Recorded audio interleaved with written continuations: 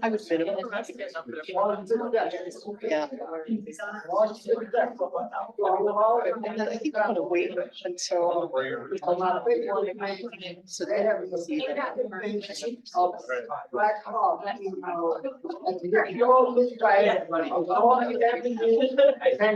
Two 31, right across from the land 31. What time? Yeah, we're ready to go. Okay. Hey, everybody, we gotta get ready for our next meeting. We're about to start. If you're not sitting around for ERC. We're all live. I'm gonna give you the time. Oh, Guys, time is- I got another meeting. Okay. Good to see you, Del. Okay. Okay, it's gonna be like a black hole. Okay, 2:31, I'd like to call this meeting to order, and I'll begin with the roll call. Commissioner Rubin. Here. Commissioner Fair. Here. Commissioner Ponce. Here. Oh, there you go. And here we have a quorum, Let me get out. and we begin with a motion, a request to approve the minutes from the January 11th, 2024 meeting. We have a motion. Moved. Moved by Commissioner Rubin, we have a second. Seconded. Seconded by Commissioner Fair, all those in favor? Hi. Aye. Okay, motion carries unanimously. The minutes will be posted on the commission's website. There's one project on the agenda for today's meeting. Staff, so the commission will present the project on the agenda and state their recommendation. Following the staff presentation, the committee will have the opportunity to ask questions of the staff. The applicant will then make a statement, following the applicant's statement to the public, members of the public.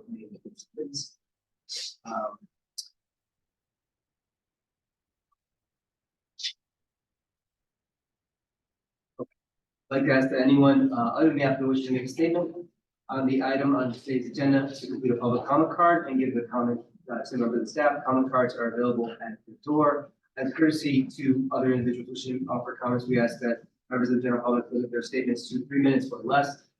When the time comes for public comment on the item on the agenda, I will call on the cards to ask. Make a statement, please state your name, your interest, organization, or company representative. Our project today is 215 North Clinton in the 34th Ward, Albany Conway, the Chicago Northwestern Railway Powerhouse. It is the proposed installation of one new 12-foot-8 by 23-inch wide, non-illuminated vinyl banner sign on the west elevation using existing mounting brackets. Paul Tyler Taylor for the presentation. Thank you, Chairman. This building, the Chicago Northwestern Railway Powerhouse, is a 3-story masonry building that occupies the entire block along North Clinton, from Lakes to the south up to the intersection of North Milwaukee and West Fulton to the north, and a rail yard to the east. It was designed by Frost and Granger and completed in 1911, serving as the power and heating plant for the Chicago Northwestern Railway Terminal Complex, which later became Ogilvie Station. The building was converted from its former use as a utility to mixed use in 2005. Sometime between 2005 and 2007, a series of 6 banner signs were installed without a permit on the west elevation facing Clinton Street. Some of the banners are missing with brackets only. Others contain signage for existing tenants in the building. A new tenant has submitted a sign permit application to install a new vinyl banner sign using the existing brackets to the north of the main entrance, at the pier between the 4th and 5th bays from the north, shown here in red. The other existing banners are shown in blue. The proposed banner sign measures 23 inches in width with a 1-inch gap to the facade for a total projection of 24 inches. The banner measures 12'4" in height and is proposed to be installed using the existing banner brackets from just above the 2nd floor level to even with the 3rd floor level.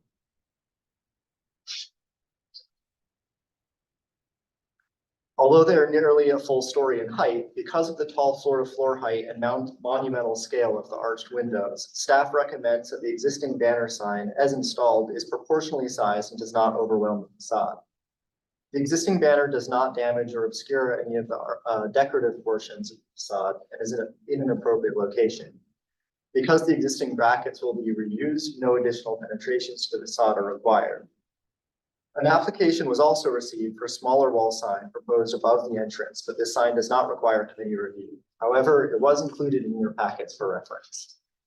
In addition, a large vinyl sign was recently installed on the windows of the second story without a permit. This sign is not appropriate and should be removed. Staff recommends that the proposed banner sign be approved with the following conditions.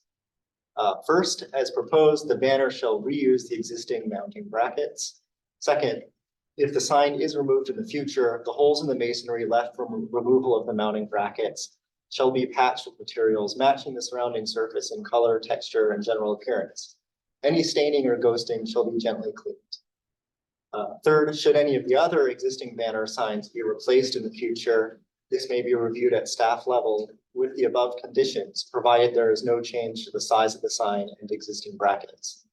And finally, fourth, the sign applied to the second story windows above the entrance shall be removed.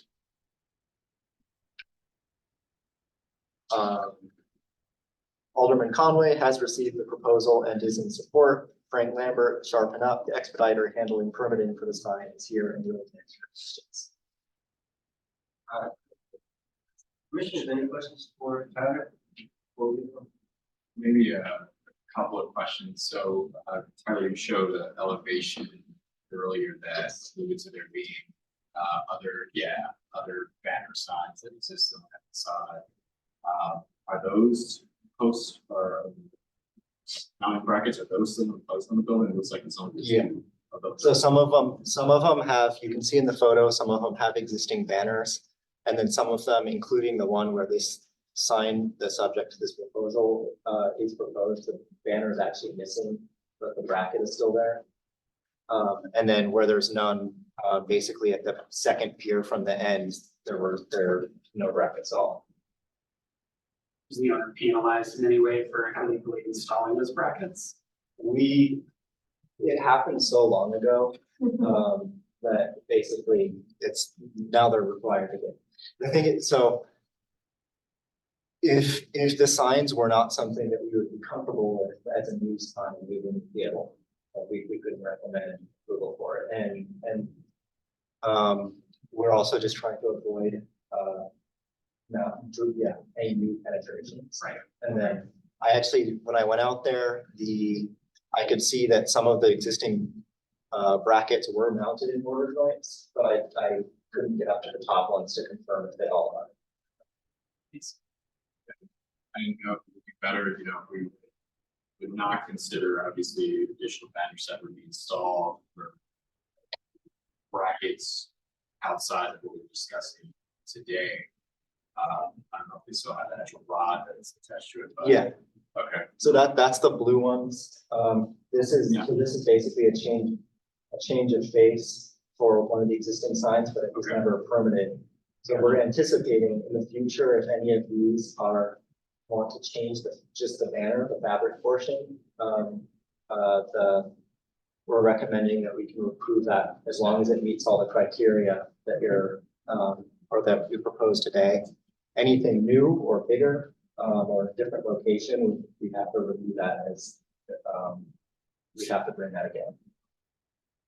My other question on this one was in regards to the second sign that's included in the package. Yeah. You mentioned that one does not require. Yeah, so this one just requires permit review committee because it's more than 24 feet above grade. Top of the sign is at about 25 feet for all of these. You can see the other one that was in the packet is this little individual letter sign mounted over the entrance.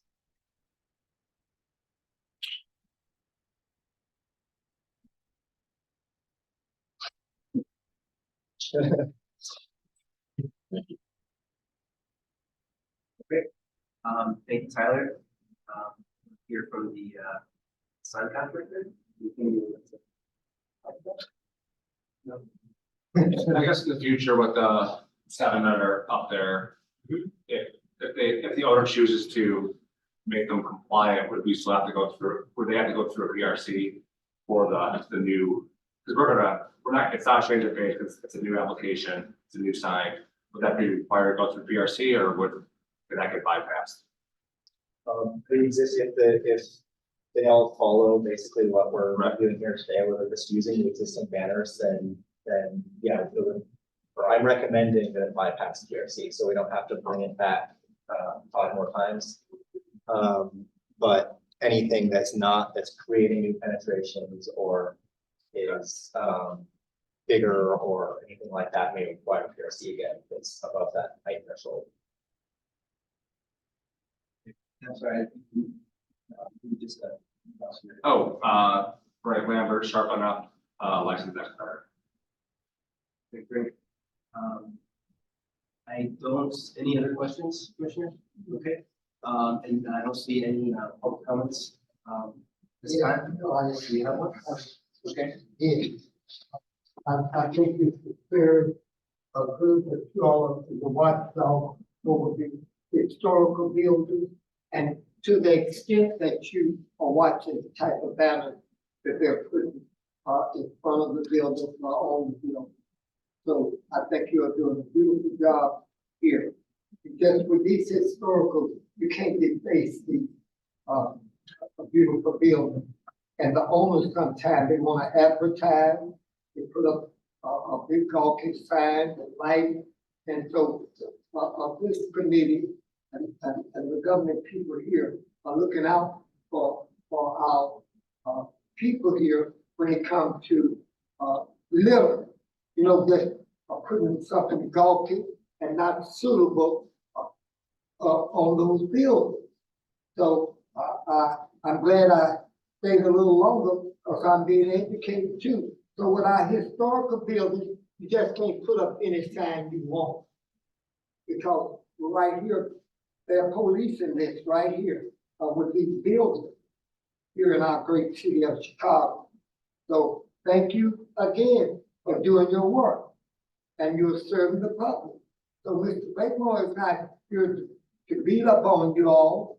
He will compliment you when you're doing good, and when he thinks that you are not doing as good as you can do, he'll criticize you. So thank you again. Thank you, Mr. Blakemore. Are there any other folks that have a comment card? Seeing none, I'd like to ask for final discussion by commissioners on this item. Seeing none, if there's no further discussion, I'd like to request a motion to adopt the staff recommendation. We have a motion. So moved, Commissioner Fair. We have a second. Second. Seconded by Commissioner Fontaine. Commissioner Rubin. Yes. Yes, yes, the motion carried unanimously. Great. Very well. And that brings us to the end of our meeting. There is no further business. Let's request a motion to adjourn. Yeah. All those in favor? Aye. Motion carries. Thank you all. Our meeting is adjourned. Thank you.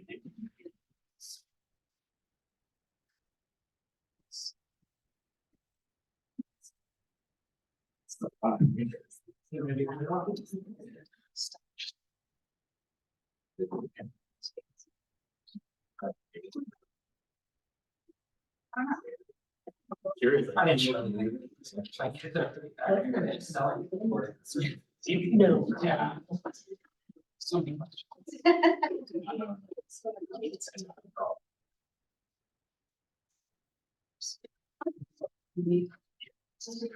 Yeah.